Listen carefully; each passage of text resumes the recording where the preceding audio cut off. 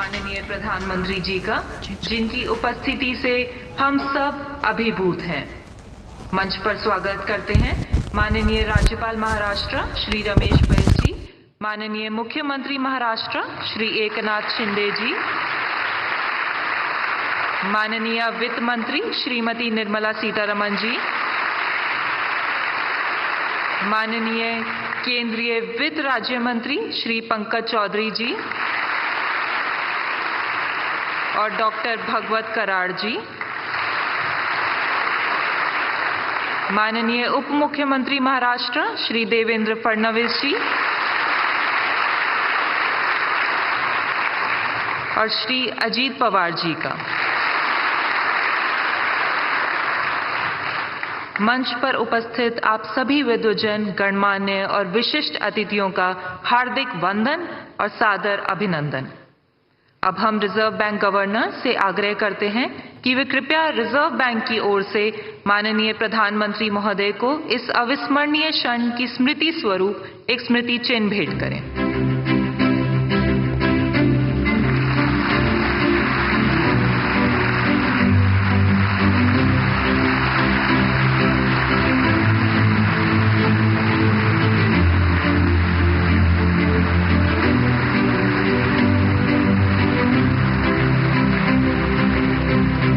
धन्यवाद माननीय।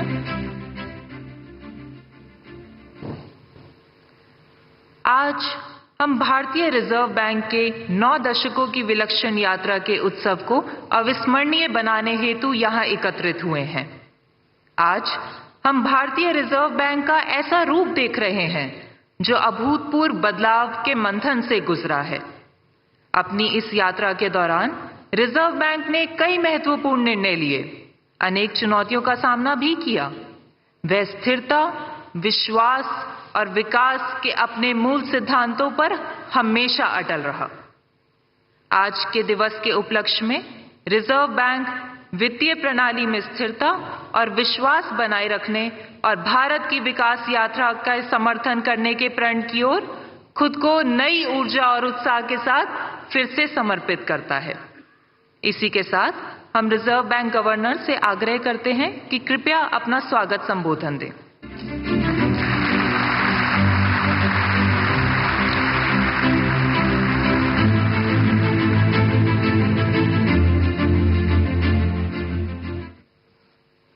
Honorable Prime Minister, Honorable Governor of Maharashtra, Honorable Chief Minister Maharashtra, Honorable Finance Minister, Honorable Union Ministers of State for Finance, Honorable Deputy Chief Ministers of Maharashtra, distinguished invitees, media representatives, and my colleagues from the Reserve Bank, both past and present.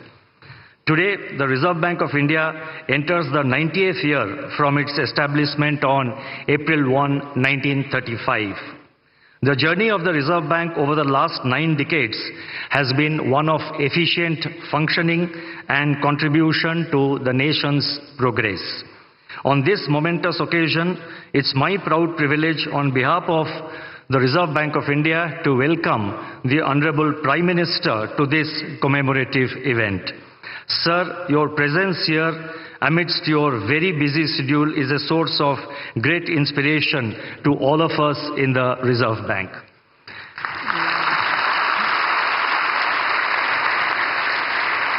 I also welcome the other dignitaries, the Governor Maharashtra, the Chief Minister Maharashtra, the Honorable Finance Minister, and other dignitaries on the dais to this event. Further, I welcome all distinguished dignitaries who are present here, all our invitees, and each one of you who has made it convenient to be here.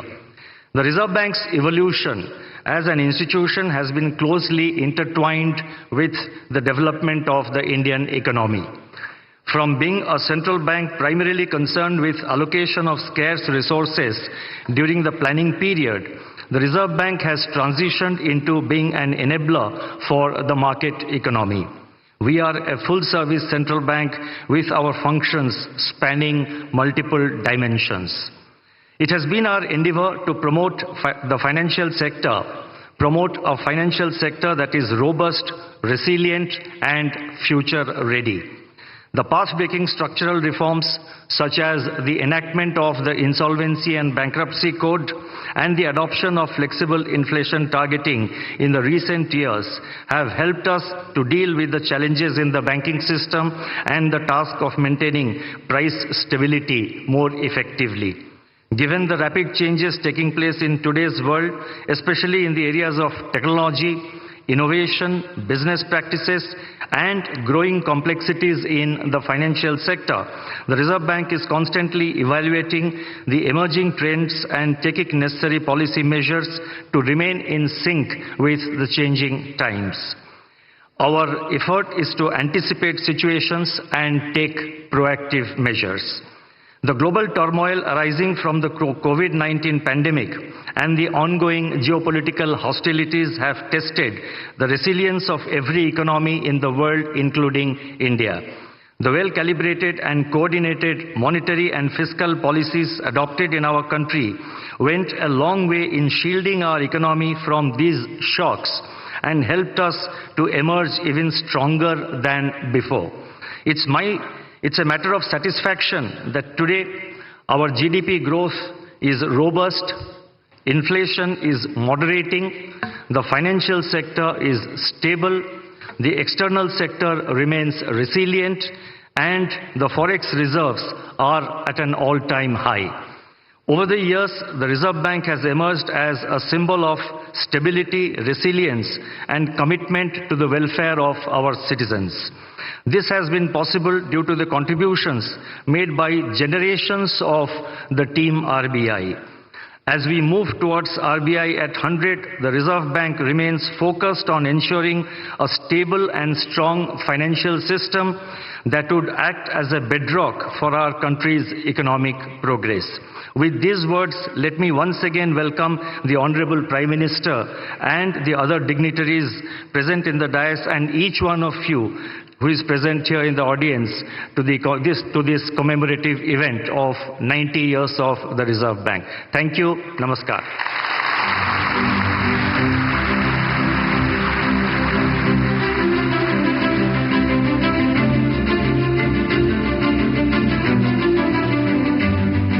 धन्यवाद। अब हमारा आग्रह है माननीय वित्त मंत्री महोदया श्रीमती निर्मला सीतारमन जी से कि कृपया अपना विशेष संबोधन दें।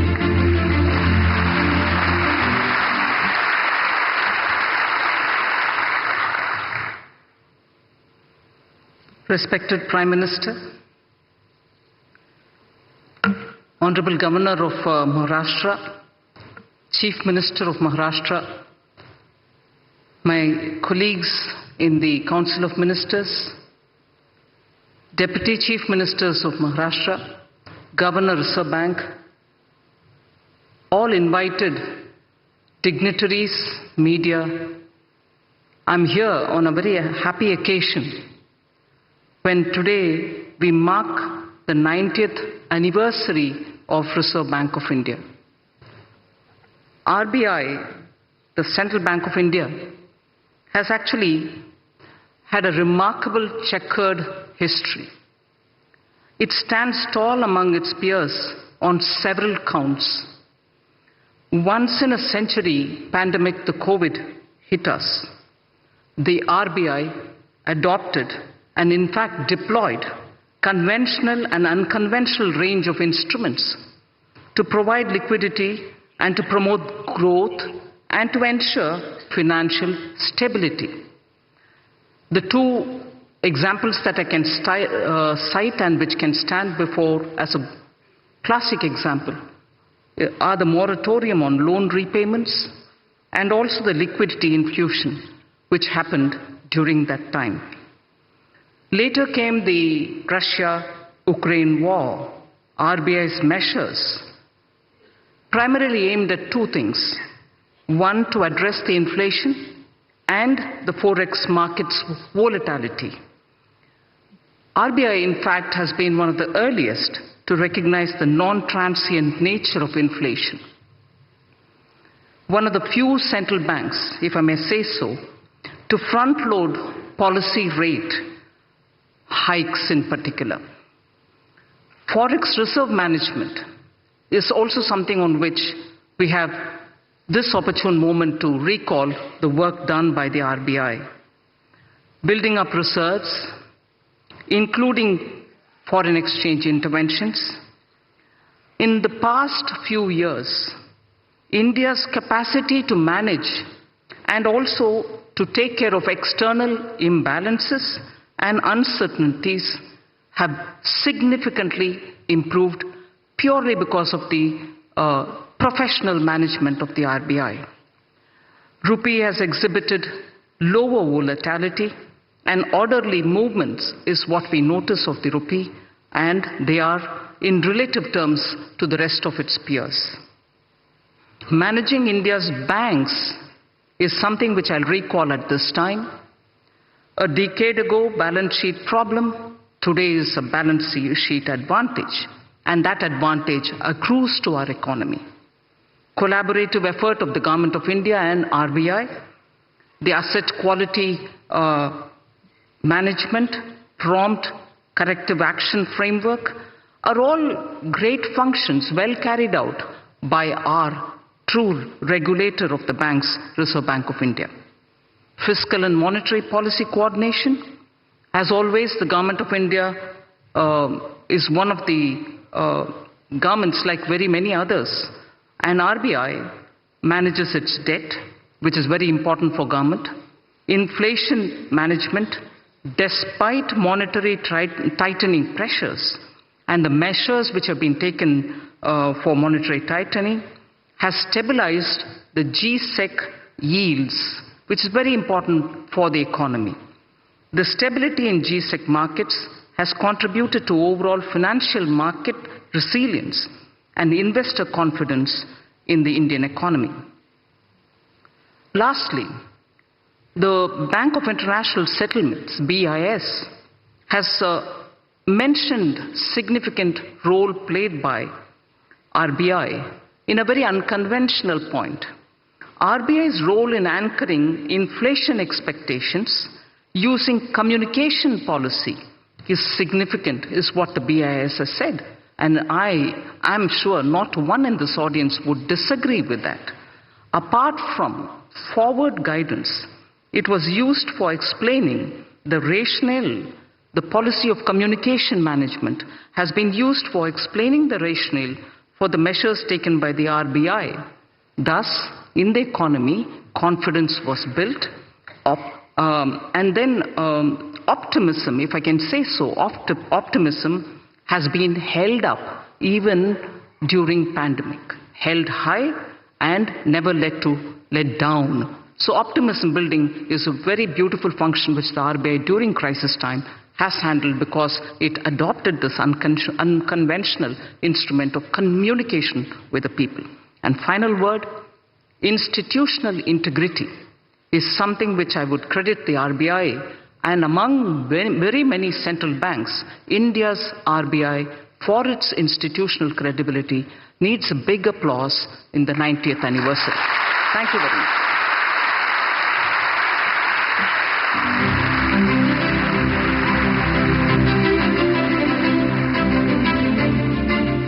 धन्यवाद माननीय आपके मार्गदर्शन के लिए।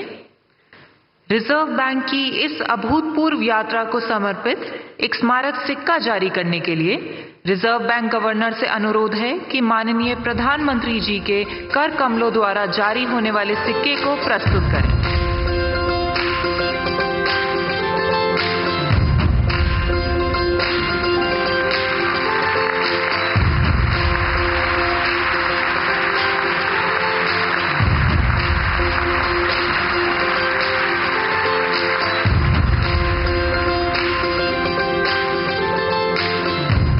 बहुत बहुत धन्यवाद माननीय। आज हम एक ऐसे ऐतिहासिक क्षण के साक्षी बन रहे हैं जहां हम भारतीय रिजर्व बैंक के 9 दशकों की यात्रा को मना रहे हैं, जिसमें रिजर्व बैंक ने कई नई कार्यप्रणालियों की शुरुआत की और कई पुराने कार्यों में नवीनता लाई है। आइए देखते हैं इस यात्रा को दर्शाते हुए एक लघु film.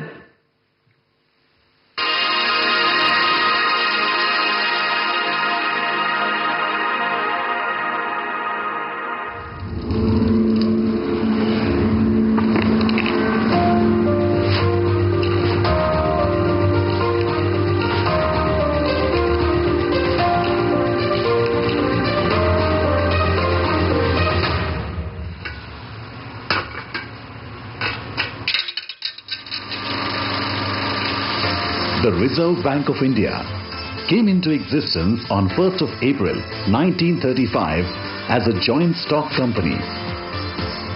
It was nationalized in 1949. Over the last 9 decades, through its multifarious functions, the RBI has played a crucial role in the development of Indian financial sector and the economy. As the currency issuer of the country, the RBI has ensured supply of good quality banknotes. It has achieved near self-sufficiency in printing and sourcing of security features of banknotes by setting up of currency printing presses, paper manufacturing units and in-house ink factory. Being the banker and debt manager to the central and state governments, the Reserve Bank has managed their market borrowing programs and facilitated development of the government securities market, introduction of new instruments, strengthening market infrastructure and expanding the participant base, including retail investors, have ensured deepening of financial markets. India's monetary policy framework has evolved from monetary targeting to flexible inflation targeting, which was introduced in 2016. This was a major structural reform and has fostered price stability. RBI's monetary policy decisions are backed by its robust research and data analysis. The Reserve Bank is also responsible for the country's foreign exchange and reserves management. Its role has evolved over the years from being a regulator to a facilitator in an environment of market-determined exchange rates. A number of measures have been taken to simplify foreign exchange regulations for facilitating investment and trade. As the regulator and supervisor of a large part of the financial sector, the RBI has played a crucial role in promoting a sound and efficient financial system in the country. The regulatory and supervisory architecture of the financial system has been comprehensively restructured in the recent years. As a part of its commitment to financial inclusion, the Reserve Bank's policy on priority sector lending and many other measures has channelized credit to the needy sectors of the economy. This has given a strong fillip to financial inclusion. To strengthen customer protection and grievance redress mechanisms, the scope of Banking Ombudsman Scheme has been gradually widened. The Reserve Bank Integrated Ombudsman Scheme embodies the One Nation, One Ombudsman approach. India now has state-of-the-art payment systems that are affordable, accessible, convenient, safe and secure. The country has acquired a leadership position in digital payments landscape. As a regulator of the payment system, the RBI has played a significant role on making this possible. As part of promoting responsible innovations in financial services, the regulatory sandbox of the Reserve Bank provides a platform for developing solutions with focus on innovation and research in the fintech space. Giving further fillip to innovation, the RBI has taken a pioneering role among central banks by introducing the digital rupee, the central bank digital currency, in 2022 as a pilot project. The RBI has also been an institution builder in niche areas of the financial services sector. In its 90 years journey, the Reserve Bank has navigated through turbulent times with commitment and determination. This was prominently visible during the COVID-19 pandemic and the war in Ukraine. India's financial system and the economy have emerged stronger from these unprecedented global shocks. As we commemorate 90 years of the RBI, we rededicate ourselves to building a robust financial system that is future-ready and contributes to the well-being of our country and the people.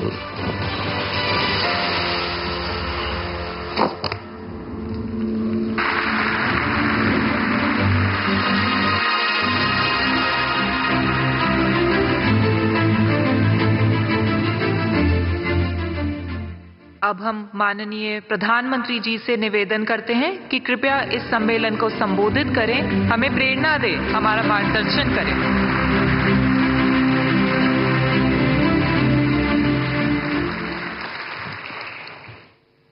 Maharashtra के राज्यपाल श्री रमेश बैस जी, मुख्यमंत्री श्रीमान एकनाथ शिंदे जी, मंत्रिमंडल के मेरे सहयोगी निर्मला सीतारमण जी, भागवत कराड़ जी, पंकज चौधरी जी, महाराष्ट्र सरकार के उप मुख्यमंत्री देवेंद्र जी, अजीत जी, रिजर्व बैंक के governor Shaktikanta Das ji, reserve bank of India के अधिकारी, अन्य महानुभाव, देवी और सज्जनों, आज भारत का रिजर्व बैंक एक ऐतिहासिक पड़ाव पर पहुंचा है। आरबीआई ने अपने 90 इयर्स पूरे किए हैं। एक संस्थान के रूप में आरबीआई आजादी के पहले और आजादी के बाद दोनों ही कालखंड का गवाह है। आज पूरी दुनिया में आरबीआई की पहचान उसके प्रोफेशनलिज्म और कमिटमेंट की वजह से बनी है। मैं आप सभी को रिजर्व बैंक ऑफ इंडिया के सभी कर्मचारियों और अधिकारियों को आरबीआई की स्थापना के 90 इयर्स की बधाई देता हूं।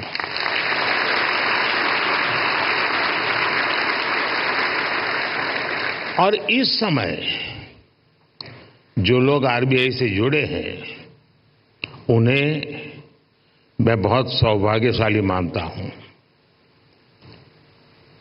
आज आप जो नीतियां बनाएंगे, जो काम करेंगे, उनसे आरबीआई के अगले दशक की दिशा तय होगी। ये दशक इस संस्थान को उसके शताब्दी वर्ष तक ले जाने वाला दशक है। और ये दशक विकसित भारत की संकल्प यात्रा के लिए भी उतना ही अहम है। और इसके लिए जैसा आप लोगों का मंत्र है, आरबीआई को तेज ग्रोथ को सर्वोच्च प्राथमिकता देते हुए ट्रस्ट और स्टेबिलिटी पर भी उतना ही फोकस करना है। मैं आरबीआई को उसके लक्ष्यों और संकल्पों के लिए भी शुभकामनाएं देता हूं। साथियों, आप सभी अपनी फील्ड के एक्सपर्ट्स हैं। आप जानते हैं कि देश की अर्थव्यवस्था, हमारी जीडीपी काफी हद तक मॉनेटरी और फिस्कल पॉलिसीज के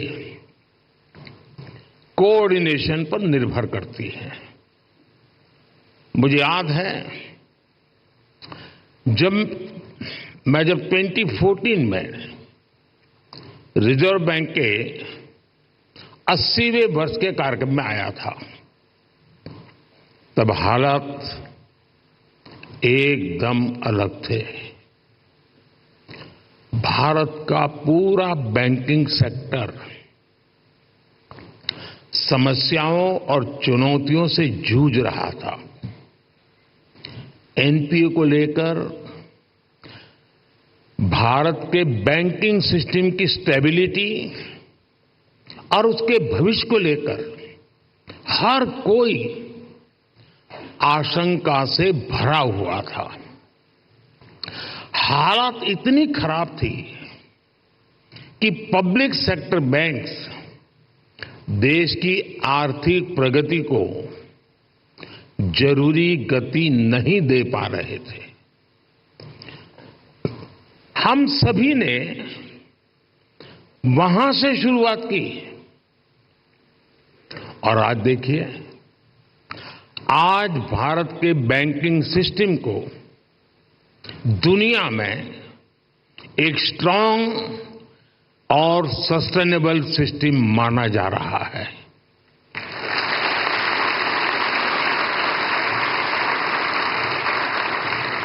जो बैंकिंग सिस्टम कभी डूबने की कगार पर था, वो बैंकिंग सिस्टम अब प्रॉफिट में आ गया है और क्रेडिट में रिकॉर्ड वृद्धि दिखा रहा है। फ्रेंड्स, आप भी जानते हैं कि सिर्फ 10 साल में इतना बड़ा परिवर्तन आना आसान नहीं था।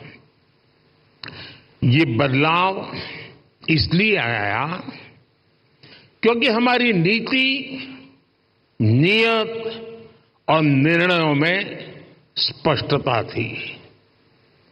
ये बदलाव इसलिए आया क्योंकि हमारे प्रयासों में दृढ़ता थी, ईमानदारी थी।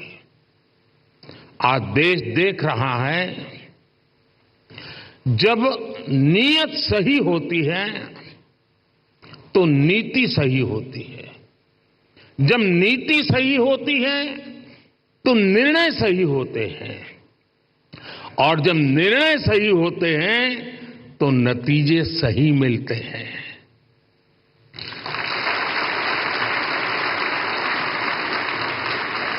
इन शॉर्ट, मैं यही कहना चाहता हूं, नीयत सही तो नतीजे सही।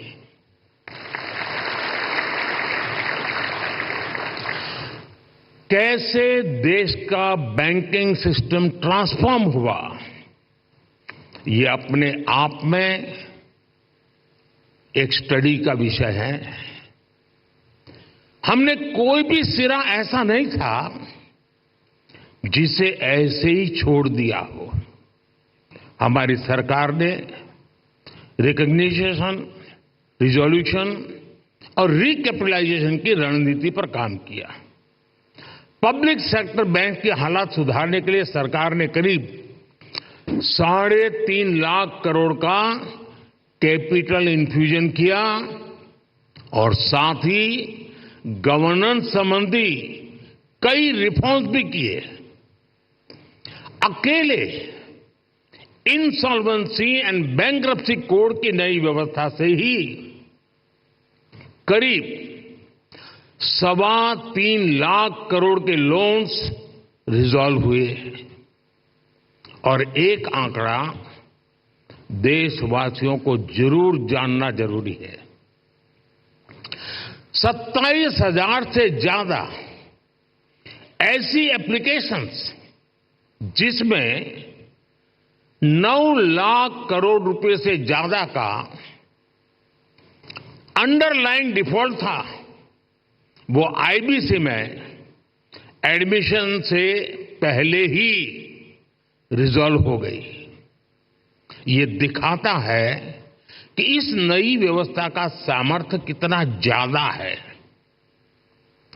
बैंकों का जो ग्रॉस एनपीए 2018 में 11.25% के आसपास था, वो सितंबर 2023 आते आते 3% से भी कम हो गया।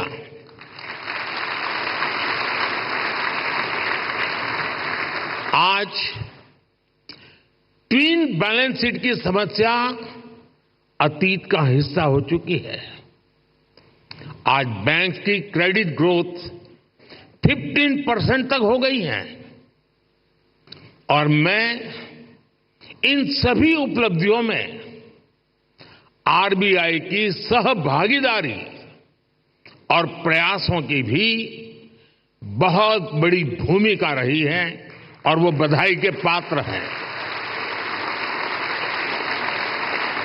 साथियों, आरबीआई जैसे संस्थान के बारे में चर्चा अक्सर फाइनेंशियल डेफिनेशन और कठिन टर्मिनोलॉजी तक ही सीमित रह जाती है।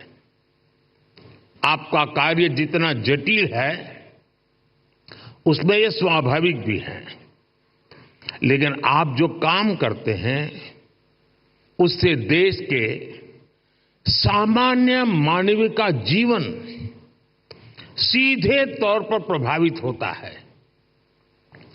बीते 10 वर्षों में हमने सेंट्रल बैंक, बैंकिंग सिस्टम और अंतिम पायदान पर खड़े व्यक्ति के बीच इस कनेक्ट को हाईलाइट किया है। गरीबों का फाइनेंशियल इंक्लूजन आज इसका बहुत बड़ा उदाहरण है। आज देश में 52 करोड़ जनधन खाते हैं। इनमें भी 55% से ज्यादा खाते महिलाओं के नाम पर है।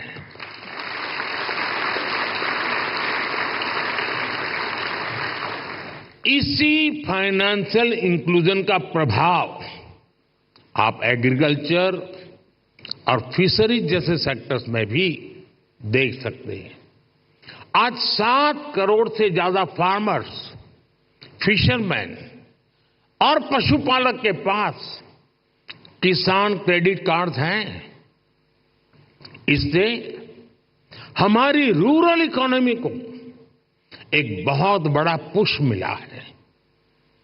कोऑपरेटिव सेक्टर को भी पिछले 10 वर्षों में बड़ा बूस्ट मिला है। सहकारिता में कोऑपरेटिव बैंक की एक बहुत बड़ी भूमिका होती है और ये रिजर्व बैंक के रेगुलेशन और सुपरविजन का एक महत्वपूर्ण क्षेत्र भी है। यूपीआई आज एक ग्लोबली रिकॉग्नाइज्ड प्लेटफॉर्म बन चुका है। इस पर हर महीने 1200 करोड़ से ज्यादा ट्रांजैक्शन हो रहे हैं। अभी आप लोग सेंट्रल बैंक डिजिटल करेंसी पर भी काम कर रहे हैं। यानी पिछले 10 वर्षों में हुए ट्रांसफॉर्मेशन की एक तस्वीर ये भी है। एक दशक के भीतर ही हम पूरी तरह से एक नई बैंकिंग व्यवस्था, एक नई अर्थव्यवस्था और नए करेंसी एक्सपीरियंस में प्रवेश कर चुके हैं। और जैसा मैंने पहले कहा है, पिछले 10 साल में जो हुआ वो तो सिर्फ ट्रेलर है।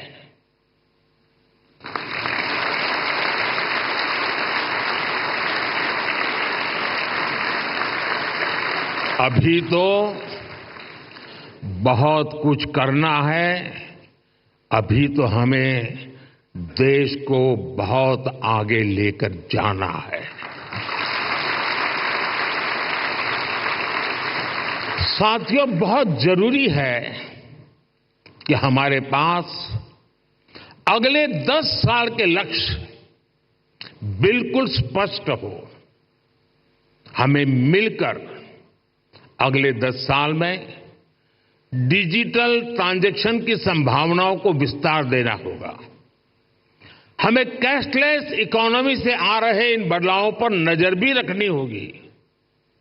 हमें फाइनेंशियल इंक्लूजन और एम्पावरिंग एफर्ट्स को भी और बेहतर करना होगा। साथियों, इतनी बड़ी जनसंख्या की बैंकिंग नीड्स भी अलग अलग हो सकती है। कई लोग फिजिकल ब्रांच मॉडल को पसंद करते हैं, कई लोगों को डिजिटल डिलीवरी पसंद होती है। देश को ऐसी नीतियां बनाने की जरूरत है जिससे ईज ऑफ डूइंग बैंकिंग बेहतर हो और सभी को उनकी जरूरत के अनुसार क्रेडिट एक्सेस मिल सके। डीपीआई के क्षेत्र में भारत को अग्रणी बनाने के लिए हमें आर्टिफिशियल इंटेलिजेंस, मशीन लर्निंग की निरंतर मदद लेनी चाहिए। भारत की प्रगति तेज गति से हो, इंक्लूसिव हो, सस्टेनेबल हो, इसके लिए रिजर्व बैंक को लगातार कदम उठाते रहने होंगे। एक रेगुलेटर के तौर पर आरबीआई ने बैंकिंग सेक्टर में रूल बेस्ड डिसिप्लिन और फाइनेंशियली प्रूडेंशियल प्रैक्टिसेस को सुनिश्चित कराया है, लेकिन इसके साथ ही ये भी आवश्यक है कि आरबीआई विभिन्न सेक्टर्स की भविष्य की जरूरतों का आकलन करते हुए अभी से तैयारी करे, बैंकों को प्रोत्साहित करे, प्रोएक्टिव कदम उठाए। मैं आपको विश्वास दिलाता हूं कि सरकार आपके साथ है।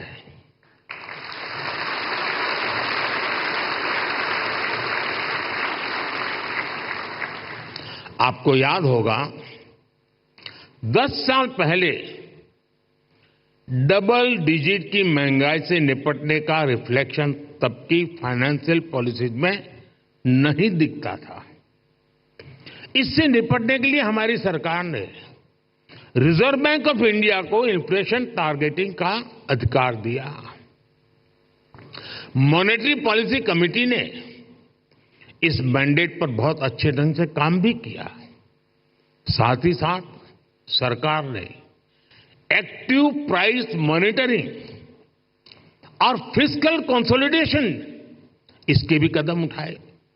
इसलिए कोरोना संकट हो, अलग अलग देशों में युद्ध की स्थिति हो, तनाव हो, भारत में इन्फ्लेशन मॉडरेट लेवल पर ही रही। साथियों, जिस देश की प्रायोरिटी स्पष्ट हो उसे प्रोग्रेस करने से कोई नहीं रोक सकता।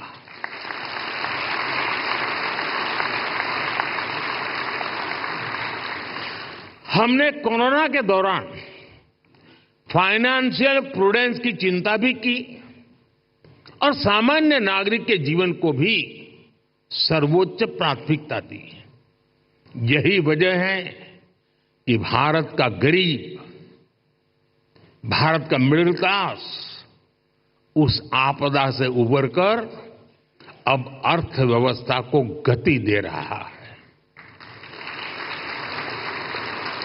दुनिया के बड़े बड़े देश जहां अभी तक उस झटके से उबरने की कोशिश कर रहे हैं, वहीं इंडियन इकोनॉमी नए रिकॉर्ड बना रही है।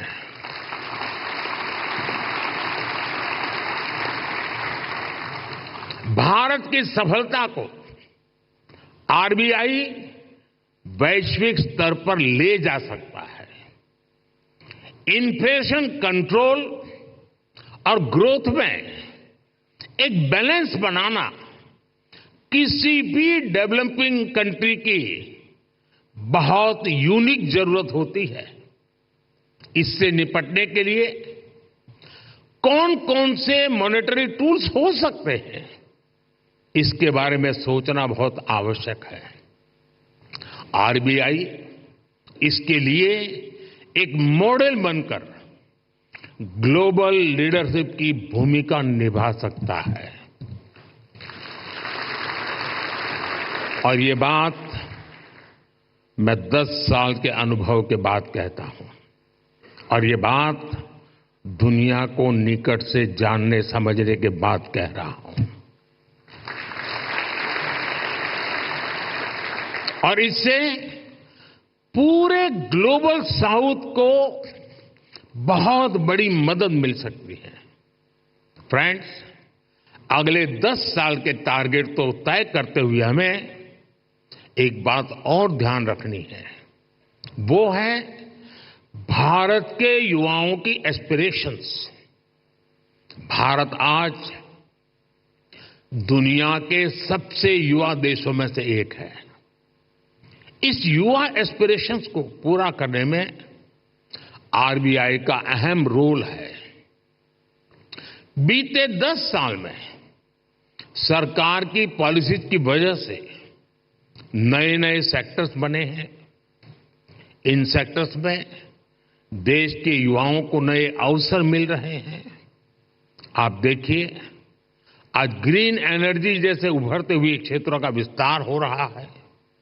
सरकार सोलर एनर्जी और ग्रीन हाइड्रोजन जैसे सेक्टर्स को प्रमोट कर रही है। आज देश में इथेनॉल ब्लेंडिंग को लगातार बढ़ाया गया है। डिजिटल टेक्नोलॉजी में आज भारत एक प्राइम प्लेयर बनकर उभरा है। हमने स्वदेशी 5G टेक्नोलॉजी पर काम किया है।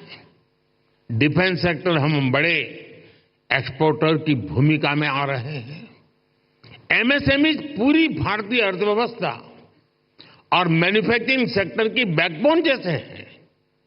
ऐसे सारे सेक्टर्स में अलग अलग तरीके के कर्ज की जरूरत होती है। कोरोना के समय हमने एमएसएमई सेक्टर के लिए जो क्रेडिट गारंटी स्कीम बनाई, उसने इस सेक्टर को बहुत बड़ी शक्ति दी थी। रिजर्व बैंक को भी आगे out of the box policies के बारे में सोचना होगा। और मैंने देखा है हमारे शक्तिकांत जी आउट ऑफ बॉक्स सोचने में माहिर है।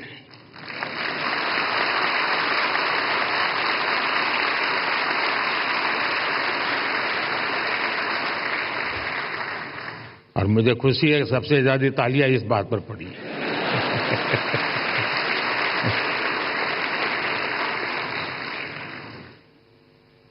विशेषकर नए सेक्टर्स में हमारे युवाओं को पर्याप्त क्रेडिट अवेलेबिलिटी मिले, ये सुनिश्चित किया जाना बहुत जरूरी है।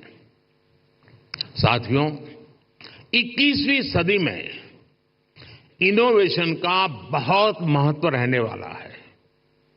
सरकार इनोवेशन पर रिकॉर्ड इन्वेस्ट कर रही है। आपने देखा है, अभी अभी हमने जो इंटरिम बजट दिया, उसमें इनोवेशन के लिए 1 लाख करोड़ रुपए का रिसर्च फंड भी बनाया है। कटिंग एज टेक्नोलॉजी पर जो प्रपोजल आएंगे, जो लोग इस क्षेत्र में काम करना चाहते हैं, हम उनके लिए कैसे प्रिपेयर हो, ये सोचना बहुत आवश्यक है। और आरबीआई को अभी से सोचना चाहिए कि वो कैसे उनकी मदद करेगा। हमें ऐसे लोग पहचानने होंगे, हमें ऐसी टीम्स बनानी होगी जो परंपरागत कारोबार हैं, जो आने वाले विषय हैं, हमें उन्हें लेकर एक्सपर्टीज डेवलप करनी चाहिए। इसी तरह स्पेस सेक्टर ओपन हो रहा है। इसमें नए नए स्टार्टअप्स आ रहे हैं, तो उनको क्रेडिट के लिए किस तरह का सपोर्ट चाहिए, ये हमें देखना होगा। इसी तरह भारत में एक सबसे बड़ा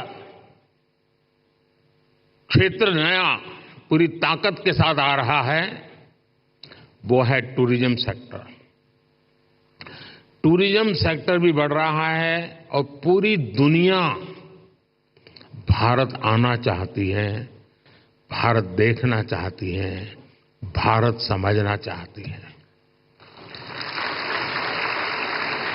अभी कहीं मैंने पढ़ा था, जो ये टूरिज्म के एक्सपर्ट होते हैं, उनका कहा है कि आने वाले वर्षों में रिलीजियस टूरिज्म में दुनिया का सबसे बड़ा कैपिटल अयोध्या बनने वाला है।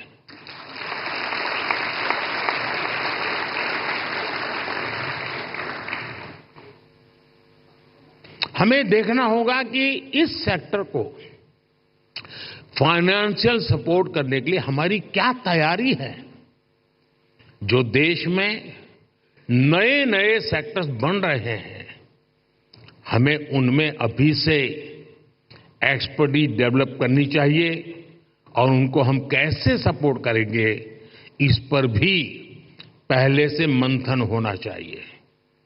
अभी 100 दिन मैं चुनाव में बिजी हूं, तो आपके पास भरपूर समय है।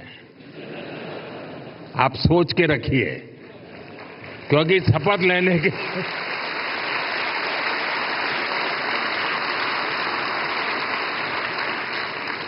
क्योंकि शपथ लेने के दूसरे दिन ही धमाधम काम आने वाला है।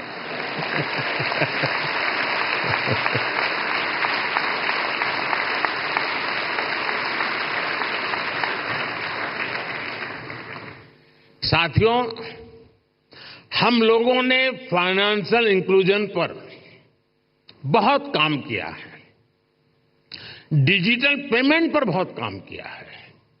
इससे हमारे छोटे बिजनेस की, रेहड़ी पटरी वालों की फाइनेंशियल कैपेसिटी अब ट्रांसपेरेंटली दिखाई देने लगी है। अब इस जानकारी का उपयोग करते हुए हमें उन्हें फाइनेंशियल एम्पावर करना है। फ्रेंड्स, हमें मिलकर अगले 10 वर्षों में एक और बड़ा काम करना है। हमें भारत की आर्थिक आत्मनिर्भरता को बढ़ाना है। हमें कोशिश करनी है कि हमारी इकोनॉमी दुनिया के संकटों से कम प्रभावित हो। आज भारत ग्लोबल जीडीपी ग्रोथ में 15% के साथ ग्लोबल ग्रोथ का इंजन बन रहा है। इन स्थितियों में ये प्रयास होना चाहिए कि हमारा रुपया पूरी दुनिया में ज्यादा एक्सेसिबल भी हो, एक्सेप्टेबल भी हो।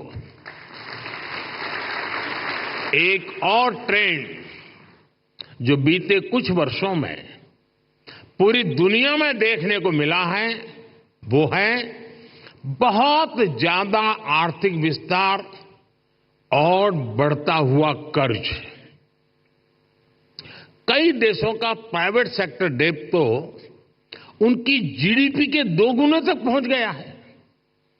कई देशों का डेट लेवल उस देश के साथ साथ पूरी दुनिया की अर्थव्यवस्था को प्रभावित करता है। रिजर्व बैंक को इस पर भी एक स्टडी करनी चाहिए। भारत की ग्रोथ के जितने प्रॉस्पेक्ट्स और पोटेंशियल है, उसको ध्यान में रखते हुए क्रेडिट की कितनी उपलब्धता होनी चाहिए और उसको कैसे सस्टेनेबल तरीके से मैनेज किया जाना चाहिए, इसे आधुनिक परिप्रेक्ष्य में तय किया जाना बहुत आवश्यक है। साथियों, देश के लिए जरूरी प्रोजेक्ट्स को फंडिंग देने के लिए हमारी बैंकिंग इंडस्ट्री को उसके आगे बढ़ना भी उतना ही जरूरी होगा। और इस आवश्यकता के बीच आज कई मोर्चों पर चुनौतियां भी हैं। एआई और ब्लॉकचेन जैसी नई तकनीकों ने बैंकिंग के तरीकों बदला है, पूरा तरीका बदल गया। बढ़ती डिजिटल बैंकिंग की व्यवस्था में साइबर सिक्योरिटी की भूमिका बहुत अहम हो गई है। फिनटेक में होने वाले नए इनोवेशंस बैंकिंग के नए तरीके बनाने जा रहे हैं। ऐसी परिस्थितियों में देश के बैंकिंग सेक्टर में, उसके स्ट्रक्चर में क्या बदलाव जरूरी है, इस पर हमें सोचना होगा। इसमें हमें नए financing, operating and business models की आवश्यकता हो सकती है। ग्लोबल चैंपियंस की क्रेडिट जरूरतों से लेकर रेहड़ी पटरी वालों तक की जरूरत को कटिंग एज सेक्टर से लेकर ट्रेडिशनल सेक्टर तक की जरूरतों को हम पूरा कर सके, ये विकसित भारत के लिए बहुत जरूरी है। विकसित भारत के बैंकिंग विजन के इस पूरे अध्ययन के लिए रिजर्व बैंक बहुत उपयुक्त संस्था है। आपके ये प्रयास 2047 के विकसित भारत के निर्माण के लिए बहुत अहम होंगे। एक बार फिर आप सबको मेरी बहुत बहुत शुभकामनाएं। धन्यवाद।